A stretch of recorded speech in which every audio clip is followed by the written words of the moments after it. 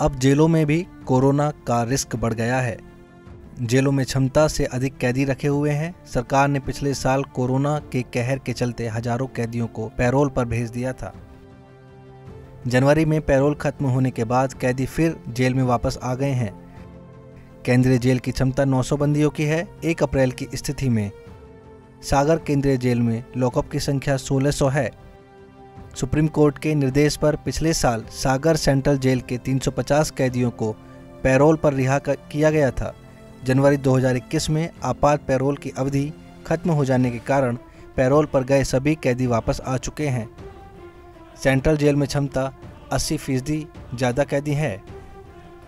Supreme court के निर्देश पर बनी हाई पावर कमेटी ने कोरोना संक्रमण को लेकर जेलों के लिए विस्तृत गाइडलाइन बनाई थी, जिसमें कैदियों के बीच सोशल डिस्टेंसिंग का पालन करवाना जरूरी था।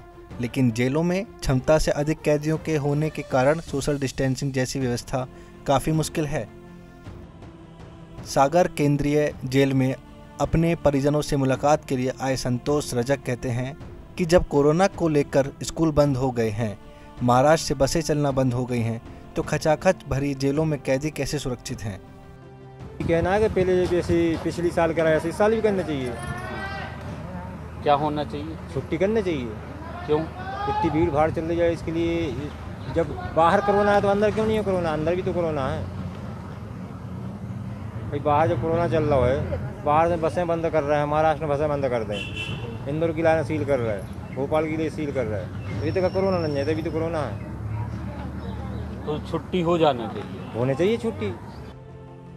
सागर केंद्रीय जेल के प्रभारी जेल अधीक्षक सत्यवान मिश्रा का कहना है कि सागर केंद्रीय जेल से 350 कैदियों को आपात पैरोल दी गई थी। सभी कैदी 31 जनवरी तक वापस आ चुके हैं। दोबारा पैरोल देने का भी शासन का कोई निर्देश नहीं है।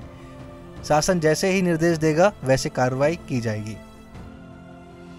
पैरोल दिया गया था कैदियों को, समाप्त हो गया है, तो कैदी वापस आ चुके हैं। हाँ, आ चुके हैं। तो फिर जब सर फिर स्थिति बन रही है कोरोना की, तो इस स्थिति में कैसे गाइडलाइन? जैसे सरकार की गाइडलाइन होगी वैसा करेंगे। तो सर कैदियों की क्षमता से तो ज़्यादा है कैदी। क्षमता से ज़्यादा है, लेकिन जिस तरह से उसी तरह से यहाँ व्यवस्था भी रखी गई है। और जैसे पहले शुरू से ही जो गाइडलाइन रही है, उसी गाइडलाइन का पालन अभी तक का होता चला रहा है। अब जेल में ऐसे कोई भी नहीं हुए हैं संक्रमित, जो जेल से जो बाहर से ही हुए थे, थाने से ही हुए थे, तो वो अस्पताल में भर्ती हुए, ठीक होकर के आ गए। अगर सर फिर कोरोना में ज़्यादा स्थिति बिगड़ती है तो फिर पैरोल के लिए क्या सर? नहीं, तो ये तब की बात है जब बिगड़ती है तब। अब इस चीज़ के बारे में नहीं कहा जा सकता, अभी तो स्थिति सामान्य है। सागर जिला कलेक्टर ने सागर केंद्रीय जेल और सागर जिले की तमाम उपजेलों